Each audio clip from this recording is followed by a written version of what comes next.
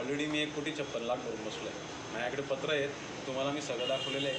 पैसे तोच भरतो. म्हणजे मी जर भरलेले तर माझी पैसे भरायची तयारी नाही का तुम्हाला असं वाटतं का? मी ऑलरेडी पैसे भरून बसलो आहे 80%. हा विषयच येत नाही. काय बँक ऑफ महाराष्ट्राचा मुद्दा झाला. आता मेन विषय तो काय बोलला आहे की अशोक संघवींनी मला त्या बँकेत बोलवलं. काय ही गोष्ट खरी. अशोक काकांना जर इलेक्शन नंतर वेळ मिळाला ते तुम्ही भेटा त्यांना, तेही सांगते. ते पुऱ्या गावात सांगत फिरतात कि मैंने इतना अच्छा आदमी इनको ला के दिया था, इसके अकेले के फॉर्म पे पूरे बँक के जे कर्मचारी आहेत त्या व्याजावर त्यांचा पगार निघतोय म्हणे याच्या एकट्याच्या फॉर्म्सवरती. इतना अच्छा कस्टमर ला के दिया. त्यांनी नंतर काय विषय काढला, कोणाला टँकर दिला, अमुक दिलं, मला त्या विषयावर जायचं नाही. ते का दिलं, कसं दिलं, मला सगळं माहिती. मीच त्या व्यक्तीला सजेस्ट केलेलं आहे, मीच सगळं करून दिलेलं आहे.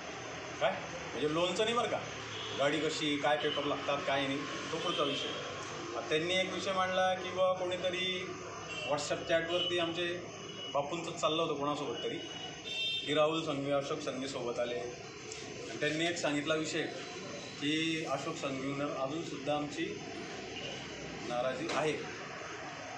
काय राहुलवर नाही, म्हणजे अशोक संघवी क्रिमिनल आहे आणि राहुल संघवी जेंटलमॅन आहे. असा प्रश्न मला विचारायचा आहे. अरे दोघं बाप बेटे आहेत.